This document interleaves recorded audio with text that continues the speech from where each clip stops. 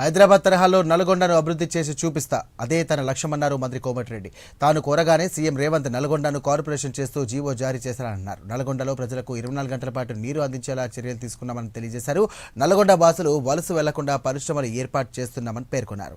ఉద్యోగులందరికీ కూడా సంక్రాంతి కానుకగా నల్గొండ కార్పొరేషన్ ఉండనుందన్నారు. ఇక ఉద్యోగులకు జీతాలు పెరుగుతాయని తెలియజేశారు.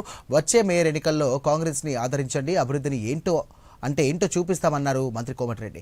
తాను సెక్యులర్ వాదినని, ఇక అందరికీ ఇచ్చిన మాట ప్రకారం మాటపై నిలబడతా, అలాగే అందరికీ అందుబాటులో ఉంటానని తెలియజేశారు కోమటిరెడ్డి వెంకటరెడ్డి. అలాగే ఏడాదిలోపే నల్గొండ రూపురేఖలు మారుతున్నాయని ఈ సందర్భంగా కోమటిరెడ్డి వెల్లడించారు. ఈ నూతన సంవత్సర కానుకగా గౌరవ ముఖ్యమంత్రి గారు నేను కోరగానే 25 మాసాలుగా మన ప్రభుత్వం ఏర్పడిన తర్వాత 25 మాసాలు దాటిపోయింది. ఎక్కడ కూడా కొత్త కార్పొరేషన్ ఏర్పాటు చేయలేదు. నా విజ్ఞప్తి మేరకు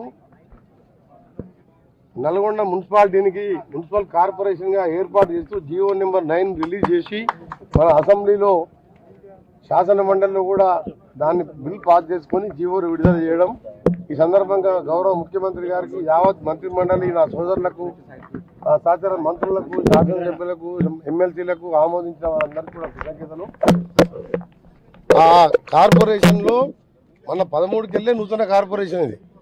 కార్పొరేషన్లో ఈరోజు మొట్టమొదటి అభివృద్ధి కార్యక్రమం శ్రీ వెంకటేశ్వర కాలనీలో పైలట్ ప్రాజెక్టుగా దాదాపు 2000 ఇండ్లకు 24/7 24 గంటలు ప్రతిరోజు 365 రోజులు అంటే రెగ్యులర్గా పైలట్ ప్రాజెక్ట్ కింద మంచినీళ్ళు ఇచ్చే కార్యక్రమాన్ని ఈరోజు శంకుస్థాపన చేసుకున్నాం.